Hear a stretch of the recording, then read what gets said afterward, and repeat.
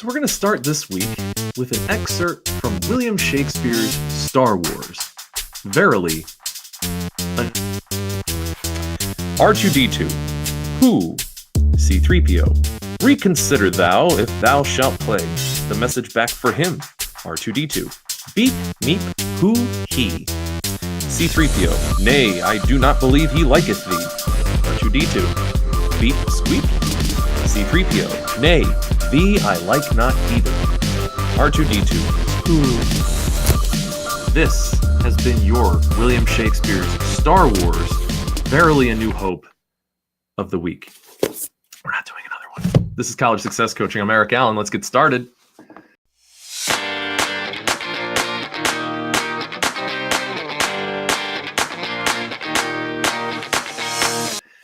All right, so as you can tell, it is a Star Wars kind of week, and I love those kinds of weeks because that means the mug of the week is Star Wars related. If you have been around long enough, you know that my Star Wars R2-D2 mug is one of my favorites. It's so nice. It's insulated, it's warm, it's great, and it holds a nice big cup of coffee. But now, wait, there's even better. Do or do not. There is no try. With the man himself. Like it, I do. Better. You should have seen the last, actually, if you watched the last video, you know it was my terrible impression of the week. I'm not going to rate that one as bad, but still not good. Not good, but I don't care. I love this mug. It makes me happy. I very much believe in doing or not, right? So I get this a lot when I talk to parents that are like, yeah, like we'll try to get started. We'll try to get them on the live stream. Like, listen, they're not right for us, right? Because we do or you don't. There's no try. You don't try to get onto a live stream. You don't try to watch a recording sometime in a week when it's like available 24/7 for 6.5 days. You guys know if it takes dedication and commitment. And honestly, here at CSC, it does take commitment. We do work all year. We're the ones that everybody else sees in the background, doing the things that are cool, doing the things that are important, starting things up. How did they think of that? How did they start doing that? That's us. So cheers to all of you who are the kind that do or do not and never use the excuse that they tried. I did make a good pot of coffee and it has a little bit of hazelnut in it. It's great. It's great. I haven't done hazelnut in a while. It's usually that pumpkin spice, but got to do a little bit of hazelnut once in a while. How are you all today? How are you this week? If you're watching this on the YouTubes, how's it going out there? Life's beautiful, right? So let me go over the article of the week. Do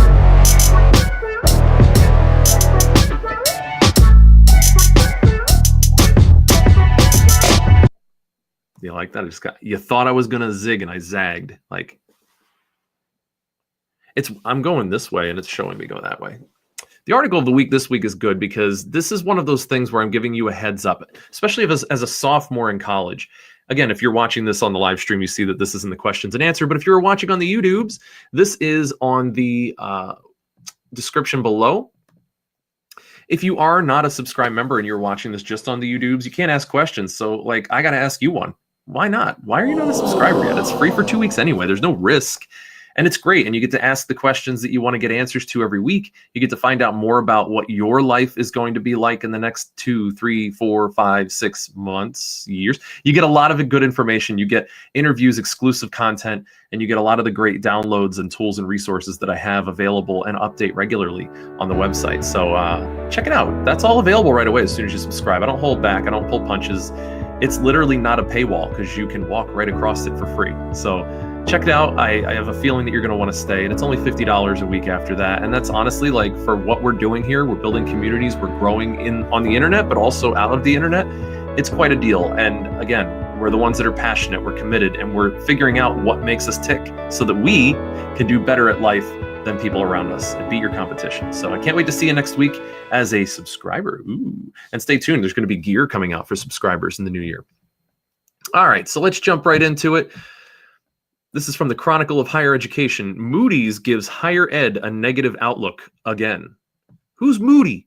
Why are they giving a bad outlook? So the credit outlook for higher education remains negative for the second year in a row, according to the latest report from Moody's Investors Service. So Moody's, if you don't know, is a rating system. They come out with, they're an investor group that looks at industries and sees whether or not it's a good investment for people to put money into.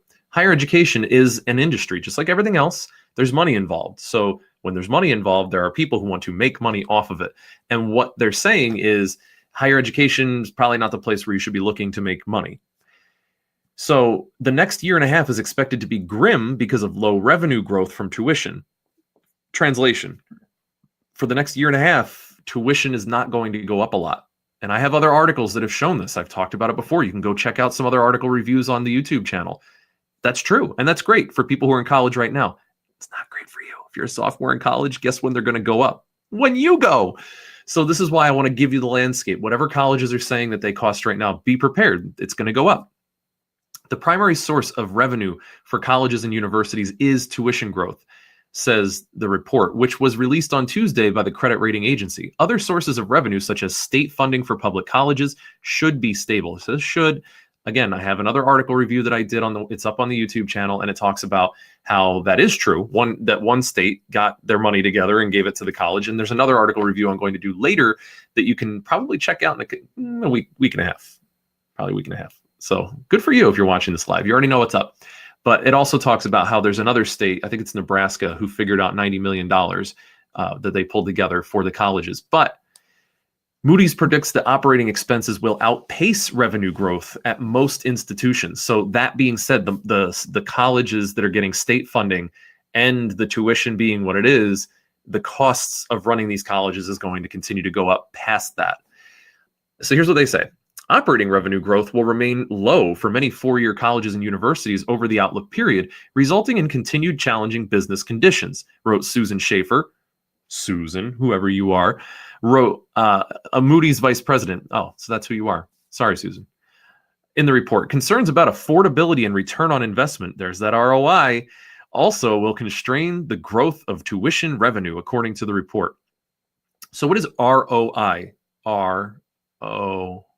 Return on investment. It's just the idea that if I put money into this, am I going to get a percentage of that money back? So if I'm an investor and I loan money to a college, are they going to be able to pay me back? Or a conglomerate that gives out scholarships and money to universities, am I going to get a return on that as the loans kind of mature?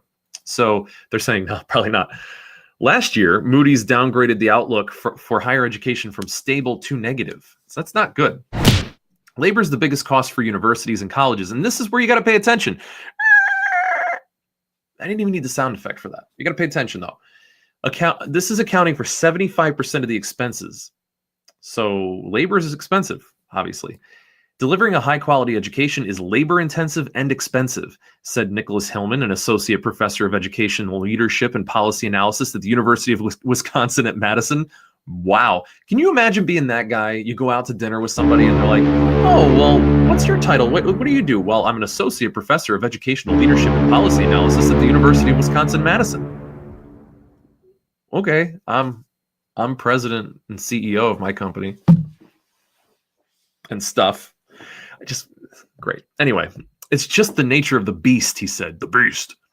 Colleges and universities are expected to control those costs in the coming year, but doing so will create long-term challenges, the report says. For example, spending in areas like academic programming and technology are essential to institutions' competitive edge. So you got to keep up on the technology. So I can't wait to get into this. Anyway, the report does not present all bad news. Higher education should adapt to systemic changes, it said. The sector has amassed healthy financial reserves during the outlook period following several years of robust investment returns. They were overcharging everybody, according to a news release on the report. What would it take to turn things around and achieve a stable outlook? That would require an expected revenue growth of at least 3%. So they have to recover 3% as an industry in order for this report to change. Copies of the report are also on Moody subscribers. So what does this mean for you? The landscape is changing, and I've been trying to say this to you guys for a while. The landscape of college is changing. Be aware that where you go to college and what's the best place for you is changing right now. The cost of everywhere is probably going to be up significantly in 2 years. So by the time you go to college, it will be more money than it is now. It will also rely more on technology. Get good at technology now. Trust me, You know knowing how to download apps on your phone does not exactly make you a technology whiz. It is so reverse from what it was before. I am helping kids to use their phone and troubleshoot on their computers. But when I was a kid, I was doing the same thing for my parents because they didn't understand the computers. So I don't know how this happened, but I got to tell you, it's a little scary. Play around with technology, figure out how it works, get the cutting edge, because these colleges that are trying to change and make themselves more profitable, they want to use technology efficiently. And if you're going to be like an old cranky 18-year-old when you go into college and be like, I don't understand how this system works, you simply will not succeed. Sorry, like that's just true. You have to be able to be up on the tech. You have to be able to say to yourself, I understand how this works enough to use it well. And that will help your grades. It will help your outlook for, networking and all these other things that the college will have available using the current technology of 2 years from now. So try to play around and get used to these things, using your computers, using portals, look up YouTube videos on the latest technology. It's worth it. Just check it out because you need to be competitive too. But colleges are going to be laying off or paying professors less. Just know this, because labor is the most expensive part for colleges. Even your top tier colleges are probably going to do some shaving. They will cut off some departments. There's a lot of stuff out there that people get degrees in that really aren't profitable, and they are diminishing right now. And it's interesting because we're not technically in a recession, but after the recession swept through, a lot of programs like whole philosophy programs in colleges and sociology and women's studies programs, they all just disappeared because they weren't profitable. People were not coming back and giving an endowment to the college. So the enrollment was down. The college just had to shut the doors on that program. A lot of colleges are merging right now to cut costs and to shave off that administrative cost. Why do we have a men's and women's college when we could just put it together, half the bureaucracy? All of a sudden, you have half the directors, you have half the operators. That saves a lot of money, but be aware, just know that what these colleges look like today is going to change significantly in the next 2 years. So keep an eye on it. Keep developing that. If you already kind of have your heart set on a college, just understand that it could be a very different looking college by the time that you're ready to go there. And this has been the Article of the Week.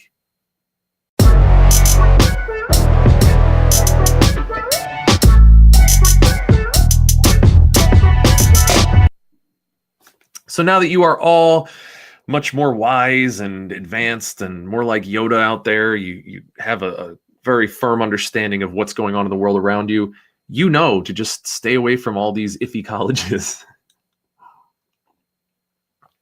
No, you just need to be aware so that you can keep planning properly. And again, this is part of why it shouldn't matter where you go to college so much, unless it's specific to an industry and there are real clear reasons for your career that it's going to benefit you to go to a specific college. It should matter much more what you're going to college for. And that's what we're doing here. We're trying to help you guys, and with a decent amount of success, gain the confidence that you know what it is that you want to do, that you've played around in the sandbox in high school, you've looked at the articles, the journals, you've looked up the names of the famous people, the heavy hitters, the big players in your field, and you've gotten a flavor for it and you like it. That will help you a lot to be successful in your career, no matter where you go. So if you were watching this on the YouTubes, I do have to let you go because we got some other things to talk about, but don't worry, you could be in on it when you come down and subscribe by clicking on the link below, and then you're a member and you can talk about this stuff too. Other than that, I will see you guys later. Adieu.